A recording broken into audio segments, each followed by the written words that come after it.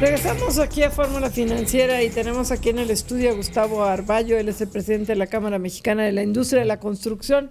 Gracias por estar con nosotros. Gracias, buenas noches. Oye, cuéntanos, Gustavo, ¿cómo está la industria de la construcción? A mí me tiene preocupada que vemos los indicadores económicos, se está gastando no sé cuánto dinero el presupuesto, la Secretaría de Comunicaciones y Transportes dice que todo va bien, que la infraestructura es primero, y la industria de la construcción en los últimos resultados de producción manufacturera, pues no va tan bien.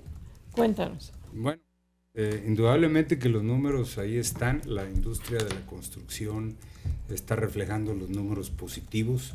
De hecho, al cierre del cuatrimestre traía un crecimiento del 4.5, al quinto mes del año ya andamos en el 3.9, eso quiere decir que ya se va nivelando la tendencia, porque a finales del 2015 yo creo que si bien nos va, vamos a andar cerca del orden del 3% de sí, es incremento. Poquito.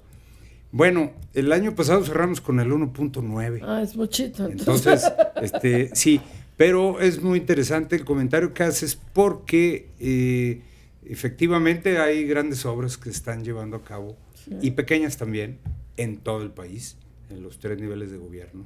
Pero algo está pasando que la expectativa que teníamos como industria, una cosa es que la construcción esté caminando, esté trabajando, se estén haciendo obras, y otra que la industria propiamente dicho, las empresas constructoras tengan la oportunidad. Y algo está pasando que no estamos teniendo ese resultado que teníamos como expectativa para el 2015.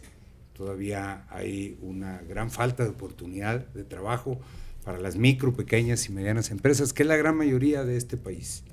Pero a ver, yo creo que ahí es interesante esto que dices, Gustavo, porque el que ustedes todavía no detecten qué es exactamente lo que está pasando, que no tienen el cumplimiento de las expectativas que originalmente se habían que habían pronosticado, pues llama la atención.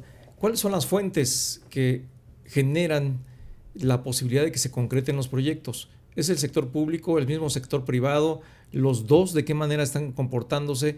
¿Por dónde podría venir ese retraso que están viendo en el cumplimiento de sus expectativas? Bueno, los dos. Hay un componente hoy en la construcción en general del 75% privado y el 25% del orden público.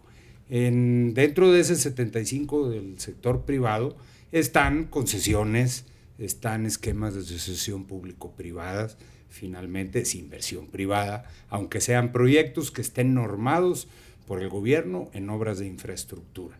Entonces, eso también nos ubica en la importancia que tiene la participación del sector privado en este momento. Claro. Ahora, hay grandes obras que se están llevando a cabo y seguramente hay concentraciones de obras.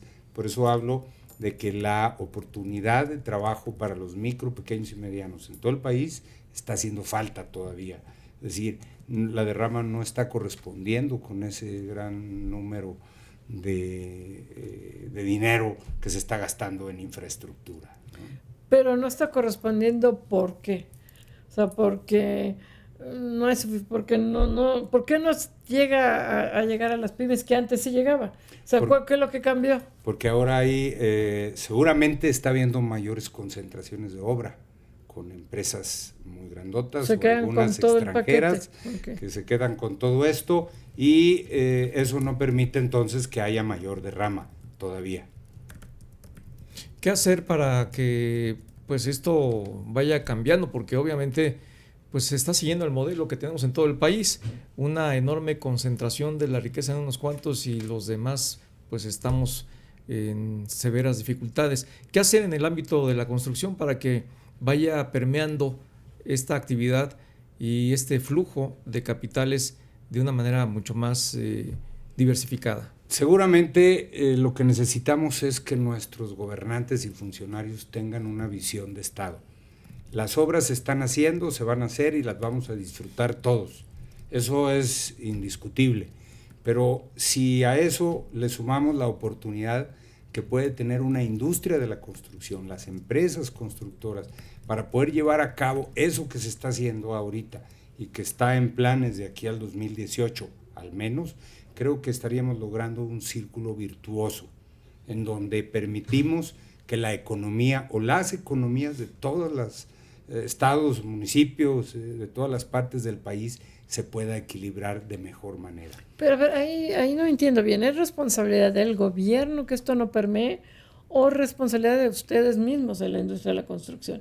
Si y no lo digo por ti, sino por el sector, ¿no? Si las grandes empresas acaparan la obra, es porque a lo mejor no tienen, o sea, no tienen necesidad de las otras, de las pequeñas, y ahí es responsabilidad, o sea, que ni modo que haya una ley que diga, pues ahora todas las empresas grandes tienen que contratar a 25 empresas pequeñas. No, pero ¿qué tendría que hacerse? No, pero también hay una cantidad importante de obras que deben de ser pequeñas, porque hay que considerar que la gran mayoría de las empresas en este país, más del 95%, son pequeñas, sí, micro y pequeñas, y que esas son el alma de la economía en sus lugares de origen. Eso no lo podemos cambiar de la noche a la mañana.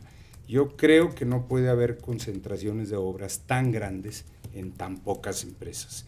Debe de haber debe de estar más desparramadas esas oportunidades de las que estoy hablando, ¿no?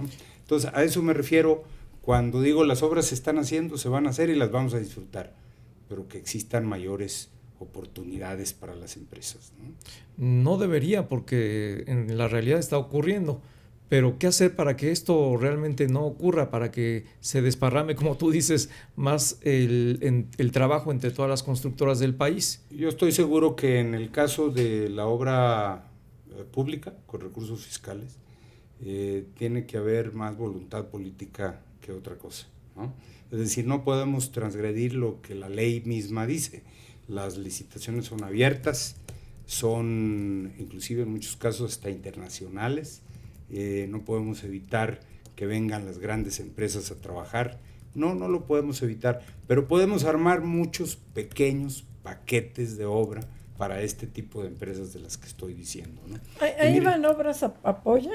O sea, Banobras que saca licitaciones o la SCT dirigidas a pequeñas empresas. Lo que entiendo es que tenía que haber como no las grandes carreteras, no los grandes puentes, pero tramos que estén enfocados exclusivamente a empresas de menor tamaño. Más pequeños, sí, así deben de estar enfocados.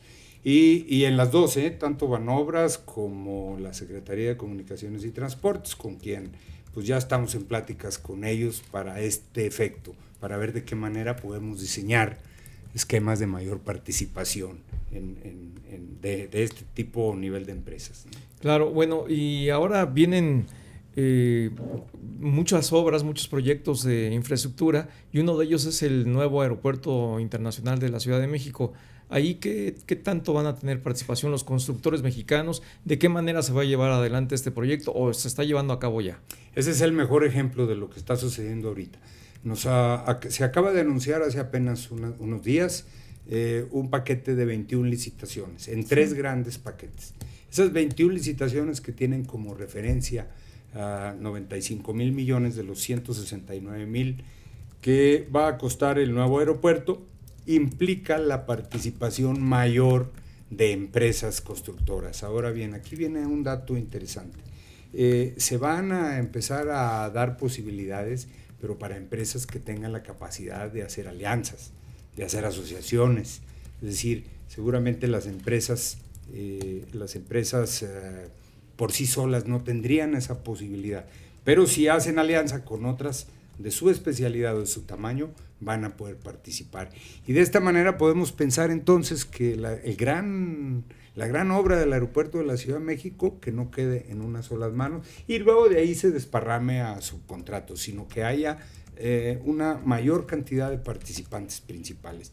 Creo que el ejemplo es muy bueno, el del nuevo aeropuerto, de lo que debe y puede suceder.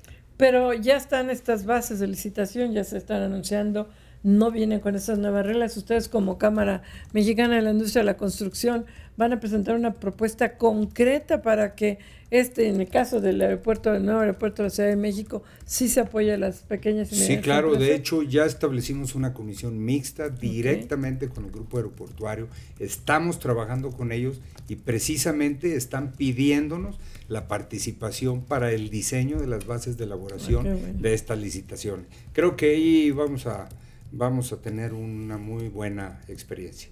O sea, ¿lo estás viendo con una expectativa, con una perspectiva positiva? ¿Crees que se pueda llegar a un acuerdo Definitivamente que sí. Así está establecido, así está platicado y bueno, creo que esa disposición ahí está para que tengamos mayor oportunidad ese otro tipo de empresas. En la propia Cámara, nos queda un momentito y regresamos al corte. En la propia Cámara, ¿cuántos afiliados tienes y cuántos son pequeños y medianos? Son 10,500 afiliados a nivel nacional, en donde poco más del 95% son de los pequeños y medianos. Mira. Y estamos platicando acerca de la situación que vive la industria a nivel nacional. Ya nos ha comentado algunos datos y nos quedamos en la última parte, pues estábamos comenzando a preguntarle acerca de quiénes integran a la Cámara, cómo está subdividida esta Cámara, que es una de las más, bueno, es la más importante en el país, y de qué manera pues nos puede reflejar esto el comportamiento de la economía mexicana a lo largo de la historia. Y ahí te pregunto, Gustavo, ¿qué tanto es importante a nivel regional, a nivel estatal, la industria de la construcción y esto que nos acabas de comentar respecto de la concentración que se ha venido dando en los temas de la construcción en las grandes constructoras? ¿De qué manera se está reflejando en las entidades, en los estados de la República Mexicana? Sí, mira, tenemos una presencia en todo el país como Cámara, precisamente porque existen afiliados en todos lados. Tenemos 43 delegaciones y siendo esta industria la cuarta en importancia en la generación de valor agregado al Producto Interno Bruto, la segunda en generación de empleo, nos dice entonces la importancia que tiene también en esos niveles de gobierno, estados y municipios. Y debemos de considerar la situación particular de los estados, porque desafortunadamente hay algunos que en este momento están viviendo una situación dramática, producto del sobreendeudamiento que han tenido en los últimos años, que su gasto irreductible no les permite invertir absolutamente nada, ya no digo en inversión, a veces ni siquiera en mantenimiento de los mismos activos en construcción que ya se tienen, sean edificios o sean carreteras, lo que resulte. Y eso nos dice pues también la gravedad que pueda darse en algunos de estos estados, ¿no? Pues sí, porque ahí también me imagino que mucha corrupción. Y ustedes firmaron un convenio con la Secretaría de Comunicaciones y Transportes para transparencia, pero este convenio aplica para la SST. ¿Qué pasa con los gobiernos estatales? Porque pues yo imagino todo lo que debe haber en materia de corrupción para cualquier obra. Sí, efectivamente. Qué bueno que firmamos esto con la Secretaría de Comunicaciones y Transportes y estamos ya en fase de implementación con ellos. Y por cierto, en esta misma semana vamos a firmar un documento similar con Zagarpa, pero me parece que estamos perfeccionando el tema en cuanto a la participación de las empresas constructoras con transparencia y rendición de cuentas en los diferentes programas con Zagarpa. ¿Y qué pasa con los estados? Pues no hay la voluntad o la disposición de poderlo hacer. Sin embargo, les platico que hace poco más de 4 meses que asumimos la responsabilidad en este nuevo consejo, yo como presidente, uno de los planes muy claros de trabajo que tenemos es el establecimiento de un observatorio, que el observatorio nos permite tener mayor información, estar metido en los procesos de licitación en las diferentes dependencias para poder hacer los señalamientos correspondientes a nivel federal. Pero estamos invitando a nuestras delegaciones, a nuestros presidentes de delegaciones en los estados, a que lo mismo podamos hacer en los estados. ¿De qué manera? O sea, ¿esto ya es una realidad o apenas van a hacer algún mecanismo para poderlo concretar? A nivel federal ya estamos, pero ya estamos trabajando. ¿Sí? Y a nivel estatal vamos a estar empezando seguramente por ahí con algunos de ellos. No se requiere más que trabajo, tener un esquema muy claro de parte de nosotros, que ya lo tenemos. Afortunadamente ahora las leyes de acceso a la información nos permiten poder tener toda esta información y lo que no o lo que sea adicional, pues hay disposición de las autoridades en la mayoría de los casos también de tenerlo. Y eso pues nos permite hacer los señalamientos correspondientes. Entonces yo creo que en los estados esto va a ser muy importante. Oye, las asociaciones público-privadas no han tenido el éxito que se esperaba. ¿Qué ha pasado ahí? Y cada vez que tocamos el tema nos dicen que ahora sí ya merito, pero la realidad es que era como el esquema ideal, ¿no? Puede que a través de la reforma legal se pudiera hacer un boom en la infraestructura. Yo creo que el gobierno federal al inicio de su administración no inició tan de lleno con estos proyectos. Al venir la baja de la inversión, que ya se ve en 2015 y se prevé para 2016, me queda claro que desde principios de este año el gobierno federal dijo hay que darle celeridad a los proyectos que de otra manera no va a ser posible tenerlos, ¿no? Entonces ahorita estamos en una fase también de implementación con ellos, de acuerdo con la ley que ya está aprobada, obviamente, y si hubiera algo que cambiar, inclusive el mismo gobierno nos dice, veamos lo que haya que cambiar, pero para que ya funcione. De otra manera no va a ser posible. Yo creo que vamos a ver una mejor realidad con los proyectos de APPs, a partir sobre todo de fines de este año y principios del próximo.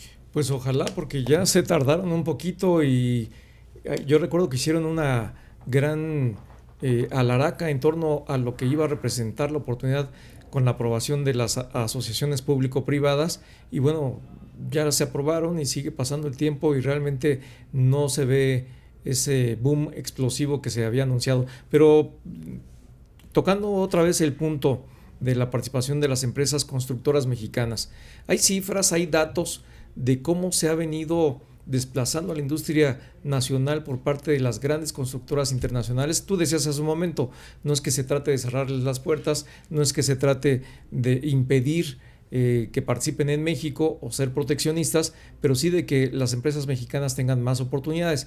¿Hay algún dato, algunos datos que tuvieras históricos de cómo se ha venido desplazando a la industria nacional? Bueno, estamos en ese proceso de armado de los números, pero desde ahorita les puedo decir, porque es público y notorio ya, la gran cantidad de obras que las empresas extranjeras han estado teniendo en México, los grandes proyectos nacionales. Si esos grandes proyectos nacionales, que además las empresas en México son capaces de llevarlos a cabo, las estamos dejando simplemente porque así están diseñadas esas bases, es ahí donde digo que estamos perdiendo la oportunidad de desarrollar a la empresa constructora en México, ¿no? Si no vamos a ir en contra de lo que dice la ley, pero tengamos mejores posibilidades de trabajo para estas empresas mexicanas que tienen todo el derecho en la oportunidad de llevar a cabo la construcción de infraestructura en este país, de poder llevarla a cabo, así como lo hicieron en otros países del mundo. ¿Cuánto se llevan del pastel las internacionales? Bueno, yo me atrevo a decir ahorita que hay una cantidad importante que seguramente supera el 30-35% de las grandes obras en este país. Ahora, también buscamos que se lleven a cabo alianzas. También buscamos que traigan capital o que traigan tecnología, pero que no sea tan sencillo venir a desplazar a empresas que ¿Y de qué países fundamentalmente? La principal son de España. O sea, OHL.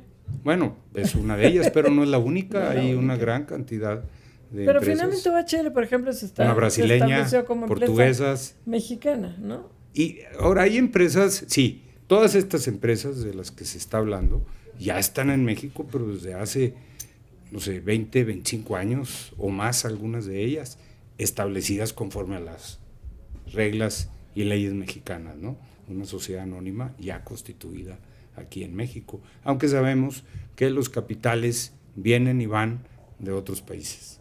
¿Y la participación del sector de la construcción en el Producto Interno Bruto ha descendido o ya está repuntando? ¿Cómo se ha venido comportando?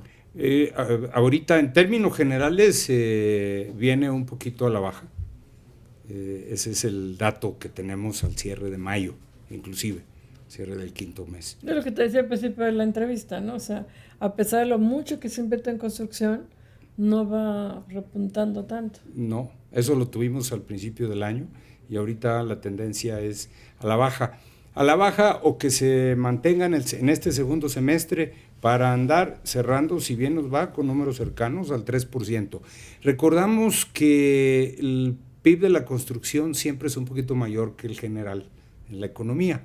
Si ahorita las estimaciones andan del orden del 2.2% el PIB general, por eso podemos establecer que el de la construcción pueda ser cercano al 3%.